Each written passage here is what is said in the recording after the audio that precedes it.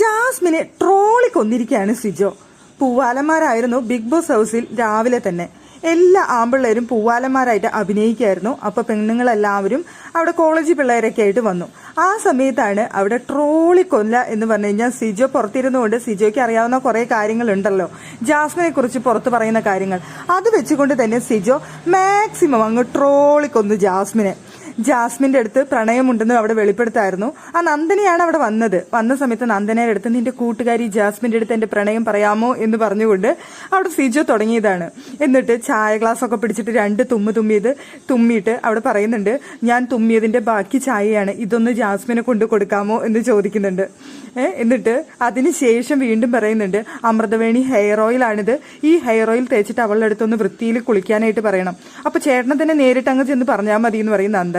ആ സമയത്ത് അവിടെ സിജോ പറയുന്നുണ്ട്, ഞാൻ നേരിട്ട് ചെന്ന് പറയുന്നില്ല, കാരണം മറ്റൊന്നല്ല, 1 മാസമായി അവള് കുളിച്ചിട്ട്, അപ്പൊ അവളോടൊന്ന് കുളിച്ചിട്ട് വരാൻ പറയൂ, എന്നിട്ട് ഞാൻ നേരിട്ട് പറയാമെന്ന് പറയുന്നുണ്ട്.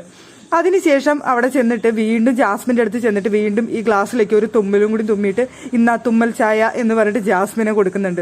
എന്നിട്ട് പ്രണയം പറയാനായിട്ട് നോക്കുമ്പോൾ ജാസ്മിൻ എന്റെ അടുത്തേക്ക് വന്നാൽ ഞാൻ ചെരവിടുത്തടിക്കുമെന്ന് പറഞ്ഞുകൊണ്ട് ജാസ്മിൻ തിരിച്ച് മറുപടി പറയുന്നുണ്ട്. സംഭവം എന്തായാലും എല്ലാവരും കൈയടിച്ച് പാസ്സാക്കി. ജാസ്മിനെ കിട്ടേണ്ടത് കിട്ടി. ട്രോള എന്ന് പറഞ്ഞു കഴിഞ്ഞാൽ പുറത്ത് എങ്ങനെയാണ് ജാസ്മിനെ ട്രോള് പോകുന്നത്, അതിന്റെ ഒരു ഭാഗം സിജോ ബിഗ് ബോസ് വീടിനുള്ളിൽ നന്നായിട്ടൊന്ന് ട്രോളി കൊടുത്തിട്ടുണ്ട് ജാസ്മിനെ.